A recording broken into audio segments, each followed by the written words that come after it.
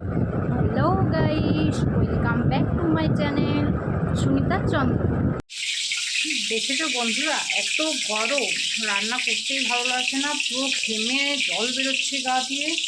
তো সেজন্য আজকে রান্নাও হয়নি। তো মাছের ঝোল হবে, মাছগুলো নুন হলুদ মেখে রেখে দিয়েছি, আর তেলও গরম হচ্ছে। আসলে আমাদের রান্নাঘরটা অ্যাডভেস্টার দিয়ে তৈরি, সেই জন্য বেশি গরম আরও। তো তেল গরম হয়ে গেছে, এবার মাছগুলো দিয়ে দেবো।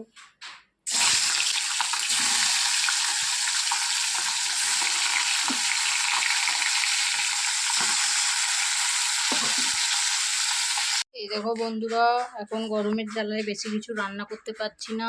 ঢেঁড়স আলুর তরকারি করেছি, ডাল আছে রিসির, এখানে মাছের ঝোল হচ্ছে, আর ভাত চাপানো তো আছে। আর রিসি এখন রোদের তাপে খেলা হচ্ছে। দেখো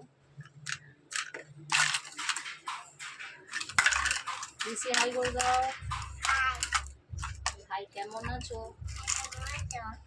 তুমি কি ভালো আছো? কথা কও না কেন, তুমি কি রাগ করেছো?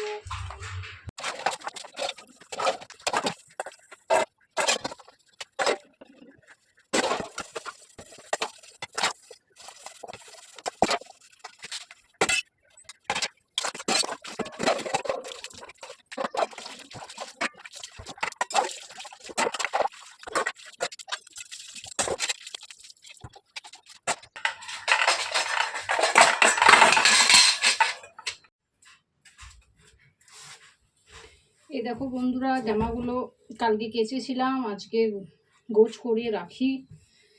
সংসারের যে কি কাজ বন্ধুরা, কি বলবো।